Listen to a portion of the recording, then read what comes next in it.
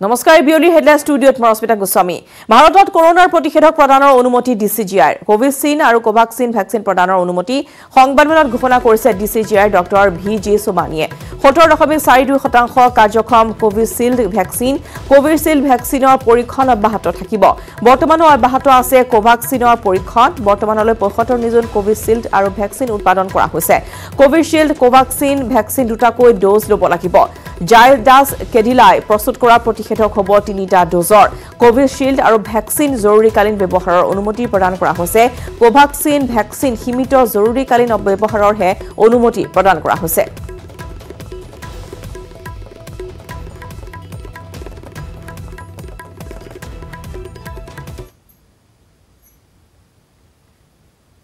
After adequate examination,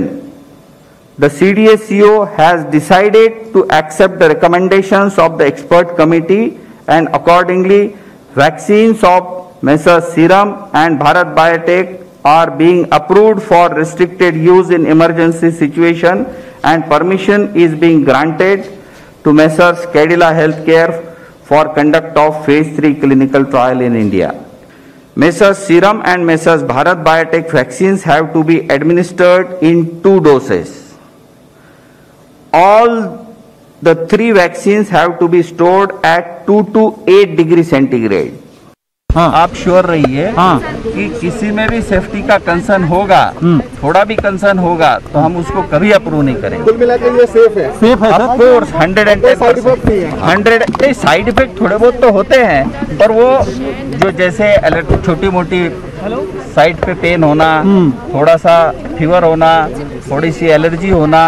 ये तो हर vaccine में होता है लेकिन सर लोग ये कह रहे हैं कि इम्पोर्टेंट हो जाएंगे ये भी सही है क्या ये तो बहुत ही बकवास है ठीक है वेरी सेफ डोंट वरी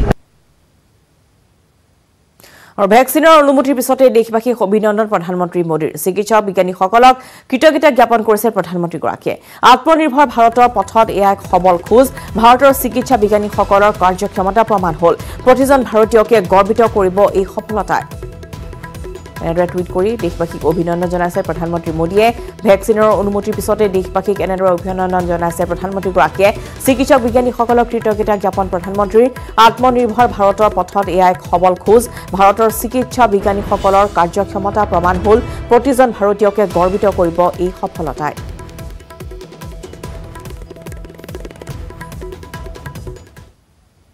পুনৰ অসমলৈ আহিব কেন্দ্ৰীয় গৃহমন্ত্ৰী অমিত শাহ 24 জানুৱাৰীত কোকৰাঝাৰলৈ আহিব অমিত শাহ বিটিআৰ চুক্তিৰ বৰ্ষপূৰ্তি অনুষ্ঠানত ভাগ ল'ব অমিত শাহে সপ্তাহজোৰা কাৰ্যসূচীৰে অনুষ্ঠিত হ'ব বৰ্ষপূৰ্তিৰ অনুষ্ঠান পুনৰবাৰ জনাইছো যে পুনৰ অসমলৈ আহিব কেন্দ্ৰীয় গৃহমন্ত্ৰী অমিত শাহ অহা 24 জানুৱাৰীত কোকৰাঝাৰলৈ আহিব অমিত শাহ বিটিআৰ চুক্তিৰ বৰ্ষপূৰ্তি অনুষ্ঠানত ভাগ ল'ব অমিত শাহে সপ্তাহজোৰা কাৰ্যসূচীৰে অনুষ্ঠিত হ'ব বৰ্ষপূৰ্তিৰ এই অনুষ্ঠান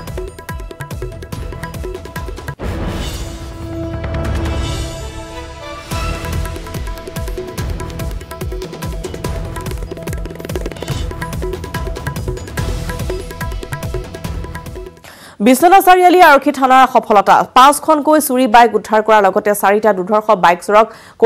আটক কৰিবলৈ সক্ষম হৈছে আৰক্ষীয়ে এসপ্তাহ পূৰ্বে বিশ্বনাথ চাৰিআলিৰ সিটি হাব নামৰ ব্যৱসায়িক কমপ্লেক্সটোৰ তলৰ পৰা চুৰে এখন বাইক চুৰি কৰি লৈ গৈছিল যাৰ সমগ্ৰ দৃশ্য বন্দী হৈছিল সিসিটিভি কেমেৰাত অঞ্চলটোৰ দীৰ্ঘদিন ধৰি বাইক চুৰিৰ ঘটনা সংঘটিত হৈ আহিছে আৰু চুৰি কৰি আহিছে এই চক্ৰটোৱে সিসিটিভিৰ ফুটেজৰ আলম লৈ বিশ্বনাথ আৰক্ষী থানাৰ এটা অভিযানকাৰী দলে অনুসন্ধান চলাই 1 জানুৱাৰী তাৰিখে বিশ্বনাথ নগৰৰ পুলিচ পইণ্টৰ পৰা আটক কৰে সিসিটিভিৰ ফুটেজত ধৰা পৰা চুৰটো হল বিশ্বনাথ চাৰিআলিৰ নৱপুৰ গাঁৱৰ জিতেন হাজৰিকা উৰফে টিকলা ইয়াৰ পিছতে বিশ্বনাথ আৰক্ষীয়ে টিকলাক জেৰা চলাই বৰ্তমানলৈকে আটক কৰিবলৈ সক্ষম হৈছে আন 3টাকৈ বাইক চুৰক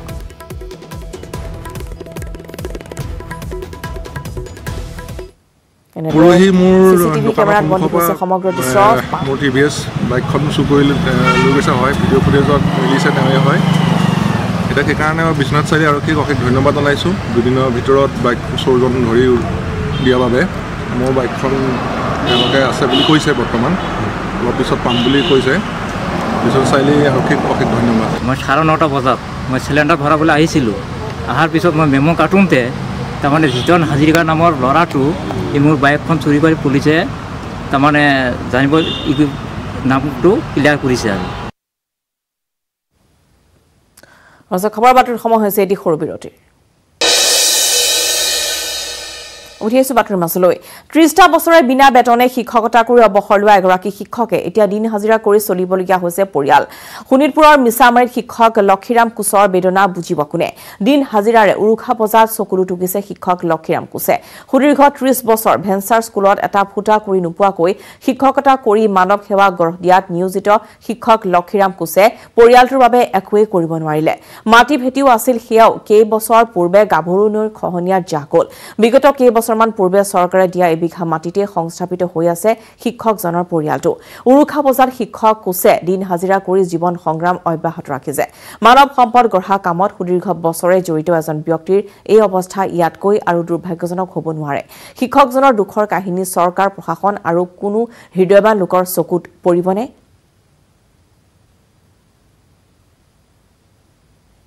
স্কুলত শিক্ষকতা কৰি অৱশেষত বিনা বেতনে অৱসৰ ললে শোণিতপুৰ জিলাৰ মিছামাৰীৰ লক্ষ্মীৰাম কোচ নামৰ এগৰাকী শিক্ষকে সুদীৰ্ঘ 30 বছৰ ধৰি শিক্ষকতা কৰি অৱশেষত এইগৰাকী শিক্ষকে অৱসৰ লৈ এতিয়া দিন হাজিৰা কৰিব লগা হৈছে কাৰণ দিন হাজিৰা নকৰিলে পৰিয়াল পোহপাল দিব নোৱাৰে লক্ষ্মীৰাম কোচ নামৰ এগৰাকী শিক্ষকে অতি দুখৰ বিষয় কাৰণ 30 বছৰ তেখেতে বহু লোকক শিক্ষা দান কৰিলে কিন্তু এতিয়া অৱশেষত তেওঁ বিনা বেতনে অৱসৰ লৈ দিন হাজিৰা কৰি আছে কি নাম আপোনাৰ স্যাৰ লক্ষ্মীৰাম কোচ মোৰ নাম হয় মই বছৰ শিক্ষকতা কৰিলে মই 2 নং এইখন বিদ্যালয় 2 নং জিয়াগাবৰ প্ৰাথমিক বিদ্যালয়ত 1990 চনৰ পৰা বৰ্তমানলৈকে প্ৰধান শিক্ষক হিচাপে কাম কৰি আছিলোঁ তাৰপিছত বৰ্তমান মোৰ অৱসৰ লোৱাৰ সময় হোৱাত এতিয়া চলিবলৈ অসুবিধাত দিন হাজিৰা কৰিব লগা হৈছে হাজিৰা কৰোঁ স্কুল বাদ দিলে স্কুল বাদ দিলোঁ স্কুলৰ পৰা টকাও নাপায় নাই প্ৰাদেশিকৰণ নহ'ল ভেঞ্চাৰ স্কুল 30 বছৰ চাকৰি কৰিলে হয় কিন্তু এটকা নাপালে নাই এটা পৰিয়াল পোহপাল দিবলৈ হাজিৰা কৰিছে হাজিৰা কৰিব লগা হৈছে পৰিয়াল মানে হাজিৰা নকৰিলে পৰিয়াল নচলে কেইগৰাকী পৰিয়াল আপোনাৰ মোৰ 6টাকৈ পৰিয়াল মাটি আছে নাই মাটিও নাই যি মাটি আছিলে বানপানী নদী গৰাখহনীয়াত সকলো শেষ কৰিলে এইগৰাকী শিক্ষক লক্ষ্মীৰাম কোচ তেখেতে এতিয়া অৱসৰ লৈ দিন হাজিৰা কৰিব লগা হৈছে কাৰণ বিদ্যালয়খন প্ৰাদেশিকৰণ নহ'ল প্ৰাদেশিকৰণ কৰা বঞ্চিত হোৱা এইখন বিদ্যালয়ৰ এইগৰাকী শিক্ষক এতিয়া দিন হাজিৰা কৰিব লগা হৈছে 2021 বৰ্ষৰ আজি প্ৰথমটো দেওবাৰ পুৱাৰ পৰা বনভোজস্থলীসমূহত দেখা গৈছে বনভোজকাৰী দলৰ ভিৰ তেজপুৰৰ ঘুমুৰাগুৰি গণেশঘাট ৰুদ্ৰপদকে ধৰি দেৱী সিংহ ঘাটতো দেওবাৰ দিনটোত ভিৰ কৰিছে বিভিন্ন বনভোজকাৰী দলে পুৱাৰ পৰা ভোজ ভাত ৰন্ধাৰ সমান্তৰালকৈ আনন্দ উল্লাস কৰা পৰিলক্ষিত হৈছে বনভোজকাৰী দলসমূহৰ মাজত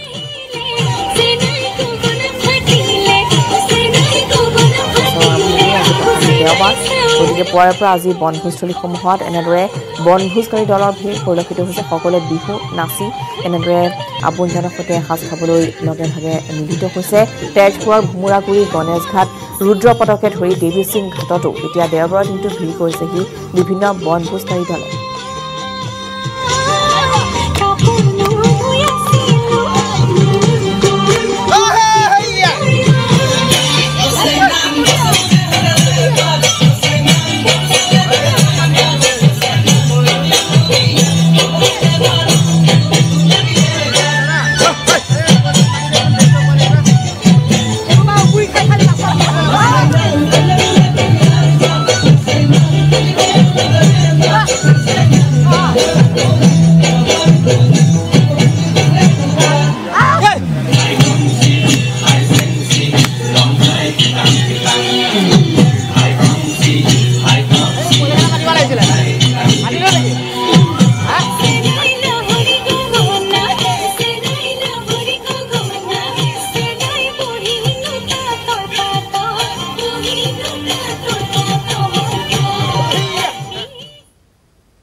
পথ দুৰ্ঘটনাত অকাল মৃত্যু আকোৱালি লোৱা নাগৰিকত্ব সংশোধনী আইন বিৰোধী আন্দোলনৰ নেতৃত্বক ৰাজহুৱা শ্ৰদ্ধাঞ্জলি 31 ডিচেম্বৰত ডিগবৈ টিংৰাইত পথ দুৰ্ঘটনাত অকাল মৃত্যু আকোৱালি লোৱা ডুমডুমা ৰূপাই চাইডিঙৰ বিশ্বৰূপা নেওগ মৰাণক শনিবাৰে সন্ধিয়া ডুমডুমা ৰাজহুৱা শ্ৰদ্ধাঞ্জলি জনোৱা হয় বিভিন্ন সামাজিক কাৰ্যত সক্ৰিয় ভূমিকা পালন কৰি অহা বিশ্বৰূপা নেওগ মৰাণে নাগৰিকত্ব সংশোধনী আইন বিৰোধী আন্দোলনত ডুমডুমাৰ এগৰাকী মহিলা নেতৃৰূপে পৰিগণিত হৈছিল দুই পুত্ৰ সন্তানৰ মাতৃ বিশ্বৰূপা নেওগ মৰাণে পুত্ৰক ডিগবৈৰ হোষ্টেলত এৰি স্বামীৰ সৈতে নিজা বাহনত ঘৰমুৱা হোৱাৰ সময়তে পথৰ দাঁতিৰ এজোপা গছত খুন্দা মৰাৰ ফলত হিতাতে মৃত্যু সাৱটি লয় লগতে স্বামীও সংকটজনক অৱস্থাত ডিব্ৰুগড় চিকিৎসা মহাবিদ্যালয়ত চিকিৎসাধীন হৈ আছে নাগৰিকত্ব সংশোধন আইনৰ বিৰোধিতাৰে সমগ্ৰ অসমতে যি আন্দোলন হৈছিল আমি দেখিবলৈ পাইছিলোঁ ডুমডুমাটো এইগৰাকী নেত্ৰীয়ে বলিষ্ঠ নেতৃত্ব প্ৰদান কৰি মহিলাসকলক আগবঢ়াই আনিছিল আৰু ইয়াৰ লগে লগে সাংস্কৃতিক ক্ষেত্ৰখনতো বিশ্বৰূপা নেওগে নিজ ইচ্ছাৰে বিভিন্ন কাম কাজ কৰি গৈছিল আৰু ইয়াৰ উপৰিও আৰ্তজনক সহায় কৰাৰ কাৰণে তেওঁৰ যি স্পৃহা এই স্পৃহা তেখেতে কাম কৰি গৈছিল আৰু সেই সময়ত এই ঘটনাটোৱে আমাক ডুমডুমাবাসীক অতিকৈ আমাক দুখ প্ৰদান কৰিছে আৰু আজি শ্ৰদ্ধাঞ্জলি অনুষ্ঠানত আমি সুস্বাদু ফল ড্ৰেগন গোৱালপাৰা চহৰৰ নিকটৱৰ্তী হোলমাৰীৰ সামাগুৰি সুপ্ৰভাত ৰাভা নামৰ লোকজনে ড্ৰেগন খেতিৰে আৰ্থিকভাৱে স্বাৱলম্বী হৈ আন বহুজনক দেখুৱাইছে উপাৰ্জনৰ পথ সুপ্ৰভাত ৰাভা আৰু ধনঞ্জয় ৰাভাই নিজৰ 8 বিঘা মাটিত পকি পোষ্ট বনাই প্ৰায় 7000 ডাল ড্ৰেগন গছৰ ৰোপণ কৰি উপাৰ্জনৰ পথ মুকলাইছে কেৰালা গুজৰাট আৰু ছিংগাপুৰৰ পৰা ড্ৰেগন ফলৰ পুলিসমূহ ক্ৰয় কৰি আনিছিল আৰু এই ড্ৰেগন ফলসমূহৰ পাইকাৰী মূল্য প্ৰতি কিলো 300 টকাৰ পৰা 400 টকা আগবাঢ়িছো এই সন্দৰ্ভত ৰিংকু দাসৰ ৰিপৰ্ট উপস্থিত আছো গোৱালপাৰা জিলাৰ হোলমাৰীৰ যি সামাগুৰিত এই সামাগুৰিত আমি নিউজ 18 যোগেদি দেখুৱাম যি ড্ৰাগন ফলৰ খেতি প্ৰায় 7 বিঘা মাটিত ড্ৰাগন খেতি কৰিছে আৰু যে পোষ্ট বনাই পেলাই এই খেতিসমূহ ইয়াত কৰা পৰিলক্ষিত হৈছে আমি নিউজ 18 অসম দৰ্শক আমি দেখুৱাই আছো যে ড্ৰাগন খেতিৰ পৰা দেখুৱাই আছো প্ৰায় 2-3 মাহ পাছত কিন্তু ইয়াত যে ড্ৰাগনৰ ফল ফুলিব আৰু এতিয়া দেখা গৈছে তেওঁলোকে পুলিবিলাক ইয়াত লগাই পেলাই এই পোষ্ট বনাই পেলাই ইয়াত যে খাৰি খাৰিকৈ যে ড্ৰাগন খেতি কৰা পৰিলক্ষিত হৈছে আৰু এই ড্ৰাগন খেতিৰ পুলিসমূহ তেওঁলোকে কেৰালাৰ পৰা আনিছিল এই কেৰালাৰ পৰা আনি পেলাই ইয়াত ৰোপণ কৰিছে ৰোপণ কৰাৰ পৰা দেখা গৈছে প্ৰায় 7000 ডাল ইতিমধ্যে যে ড্ৰাগন ফলৰ খেতি কৰা পৰিলক্ষিত হৈছে মোৰ লগত ইয়াৰ দাদা এজন তেখেতৰ পোনে জানিব বিচাৰিম দাদা মই আপোনাৰ কাষত আহিছোঁ আপোনালোকে ক'ৰ পৰা আনিছিল এইটো আমাৰ দাদাই লৈ আহিছিল হা দাদা কেৰালাৰ পৰা লৈ আহিছে প্ৰথম তাৰপিছত গুজৰাট আৰু এতিয়া লৈ আহিছে ছিংগাপুৰৰ পৰা হয় আপোনালোকে কিমান বিঘা মাটিত কৰিছে 7 বিঘা কিমান ডাল গছ আছে আমাৰ 7000 আছে আৰু ফল কেতিয়া ফুলিব ফল ধৰ 1.5 মাহ মান আৰু দেৰি হ'ব 1.5 মাহ দেৰি হোৱাৰ পিছত ফল পাম আমি ফুল হ'ব প্ৰথমতে ফুলৰ পৰাহে ফল পাম আমি চাহিদা আছে নহয় এইটো চাহিদা আছে বজাৰত এনে ক'ত যায় আপোনালোকৰ এই বস্তু আমাৰ এনে বাহিৰত যোৱা নাই বৰ্তমান লোকেলতে আমাৰ হৈ আছে বিক্ৰী ফলটো আমি দিবই নোৱাৰোঁ মানে অলপ চৰ্টহে পৰে আমাৰ ফল আপোনাৰ কি বেপাৰী ইয়াতে আহি লৈ যায় বেপাৰী আহি লৈ যায় নিজে আহি লৈ যায় কিলো কিমানকৈ বিক্ৰী কৰি কিলো আমি 300-400 এনেকৈ বিক্ৰী কৰি পাইকাৰী খুচুৰা এনে কিমান খুচুৰা 400 বিক্ৰী কৰি আছে মই পুনৰ কৈছোঁ যে ড্ৰাগন খেতিৰ ফলৰে ভৰি পৰিছে যে গোৱালপাৰা জিলাৰ যি সামাগুৰি অঞ্চল প্ৰায় 7000 ডাল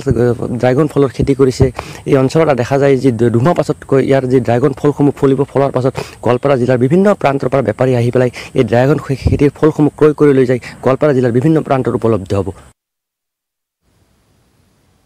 কলিয়াবৰ কুতুলত শনিবাৰৰ পৰা 3 দিনীয়াকৈ অনুষ্ঠিত হৈছে সদৌ অসম ভিত্তিৰ সমৰ কলা প্ৰতিযোগিতাখন আশিহাৰা কাৰাটে স্কুলৰ উদ্যোগত অনুষ্ঠিত এই প্ৰতিযোগিতাত ৰাজ্যখনৰ 22খন জিলাৰ 4 শতাধিক প্ৰতিযোগীয়ে অংশগ্ৰহণ কৰে 6 পৰা 20 বছৰ বয়সৰ প্ৰতিযোগীয়ে অংশগ্ৰহণ কৰে কলিয়াবৰত অনুষ্ঠিত এই প্ৰতিযোগিতাত বিশেষকৈ প্ৰতিযোগিতাত অংশগ্ৰহণ কৰা ছোৱালী প্ৰতিযোগীৰ সমৰ কলা প্ৰদৰ্শনে দৰ্শকক আপ্লুত কৰে এই প্ৰতিযোগিতাত অংশগ্ৰহণ কৰি বিজয়ী হোৱা খেলুৱৈয়ে ৰাষ্ট্ৰীয় পৰ্যায়ৰ ক্ৰীড়া ক্ষেত্ৰৰ লগতে খেলো ইণ্ডিয়াত অৱতীৰ্ণ হ'বলৈও সুযোগ পাব